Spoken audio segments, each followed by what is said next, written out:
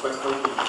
Two posters from people in my lab here, and I have my data on the side. I'd be more than happy to talk to details than anything. I'm really going to be summarizing 3 quick stories, and I think I'm going to be answering Fishback's question about application too. So my lab is interested in Huntington function, and in particular, the functions related to the pathology of Huntington's disease. And we're really considering this in the context of a full-length protein. Years ago, we described the nuclear export signal in carboxyl as a protein. And my personal opinion is I think we really need to understand the function and pathologies related to this protein. In human disease, we really need to understand this in a full-length context. In my lab, that means by cell biology and biochemistry mechanisms that are hard to do because it's such a big protein. And it's, in fact, one of the largest proteins in the human proteome. So, by looking at biochemical modules, signals back and forth up and down the protein, we hope to get some ideas as to function. And I think it's about time that the community stopped writing that Huntington doesn't have a function or an unknown function. There's actually a lot of good press out there as to what the functions of Huntington are, in particular in terms of vesicular trafficking. So this is from Randy Sink's paper that's published in HMG in November. And this is just one of the more salient figures in the paper, is that when we look at full-length endogenous Huntington, we see it's an ER resident protein. And one of the functions I believe that Huntington does is absolutely nothing. It's a perfectly healthy, normal, sitting cell in a tissue culture dish. However, once we start stressing the cells, we see important differences, including the fact that we see nuclear accumulation of the protein in response to stress. And this is all due to the first 17 amino acids of the protein, because it acts as an ER targeting signal, and in response to various forms of ER stress, it will release off of ER and allow Huntington to enter the nucleus. So the actual nuclear entry of Huntington is regulated by a distal signal downstream of 1 to 17 once Huntington is allowed to release off of the endoplasmic reticulum.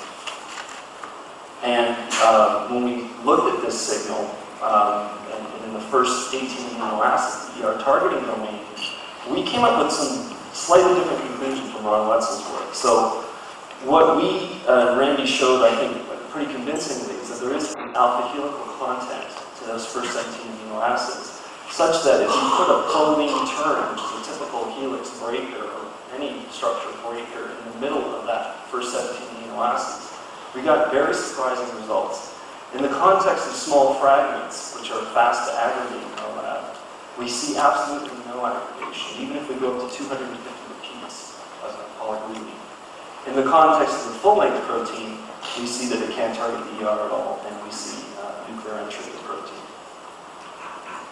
So this led us to our model, in which we see that ER stress releases Huntington from various membrane compartments. This is not just the ER, but also certain vesicular compartments, whereupon it can enter the nucleus and presumably involved in transcriptional events within the nucleus. Then there's a nuclear export signal that allows it to come back out as the off switch to that stress response, back onto the ER, and traffic through vesicles down distal tips and neurons. So by circular dichroism, we in fact showed that the sequence is in fact an alpha helix. It's similar to signals found in other ER stress proteins. This isn't novel biology. It's seen in other ER stress response proteins, especially those proteins involved in oxidative stress, such as NRF1. And it can control solubility and nuclear entry, and we think that this may be the reason why it's affecting the toxicity of such a agent now. So if we completely prevent the formation of aggregates by having one defining in the first 17 amino acids, we drive up the soluble nature of the mutant Huntington protein, and that drives up toxicity incredibly. And we can see that it's targeting late endosomes. But we know that full Huntington targets both early and late endosomes. So the questions that this led us to is, can this signal be regulated by modification? Therefore, potentially a drug target. What are the factors that bind to this signal? And how exactly is Huntington entering the nucleus when it's released from the endoplasmic reticulum? So this is all work Randy Singh became after publishing his paper. Other members of the lab used Monty and Carly Desmond and Ian Stocker from another feed the signal into a computer program, what it'll tell you is basically looking at the context of those first series. You get a standard XSS motif that the algorithms will predict looks an awful lot like in other proteins was modified by protein kinase C alpha and creatine kinase 2, right? So that's, computers. So we went off and looked to see, first of all, is this signal modified? And in fact it is, and when it is modified, it's mostly nuclear. And this is just in the context of a YLP fusion of the first 18 amino acids. Here's the circular dichroism data, which will answer Kurt's question. Wild type, we have a pattern of alpha helix, which we lose if we make methionine to a proline mutation. And we also lose if we have phospholipid. So this isn't phospholipid, these are true phospholipeptides. We lose all structure, essentially.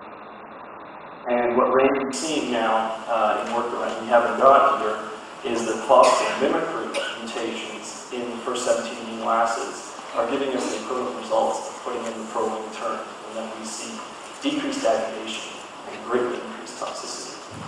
So this led Randy to do a high-content kinase screen on the targeting of the ER. And this is a screen done in a relatively small but very well-characterized library across multiple concentrations. And he came up with a series of hits, some of which would completely inhibit ER targeting, some of which would actually increase ER targeting. Importantly, most of them did nothing. And some really cool hits where we see stress body induction that Huntington bodies go to. We see differentiation of the striatal cells that we're looking at here. These are marsupial striatal-derived cells. And we see some cool autophagic decarbonization as well. He also went on to do protein affinity chromatography with synthetic peptides with the proline term and with phosphomodification at those serines across various concentrations, and then mass spectrometry to be clinical compliant to those. And so 2 years later, after doing the first computer search, he came up with the unfortunately boring conclusion that this first serine is modified by protein kinase C alpha as a prime event, and the second effector event is by CK2. So this modifies our model a little bit now, but we have one way to release off of the ER is by phosphorylation by CK2 and PKC alpha, and subsequent phosphatase would have to be active to target it back onto the ER once it's come back out of the nucleus.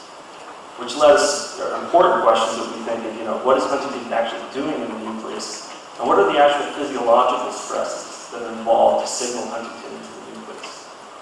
This is an assay that was shared with us by Edison Pharmaceuticals in San Jose. Basically what they've seen and what we've been able to reproduce very nicely is that the mutant Huntington cells, mutant Huntington expressing cells, so these are the Q111 cell lines, are sensitive to oxidative stress, whereas the wild-type cells are not. So we think that it's oxidative stress that is the stress factor involved in Huntington hereditary. And what we're seeing rather disturbingly in tissue culture growth, I think, is that if we look at readouts of the unfolded protein response, so XBP1 expression analysis, we can see that wild-type versus, when we check out wild-type versus mutant cells, in this very simple reporter readout when the intervening sequence is cut out by the IRE protein in this green fluorescence, is that mutant cells are constantly undergoing a very high level of ER stress.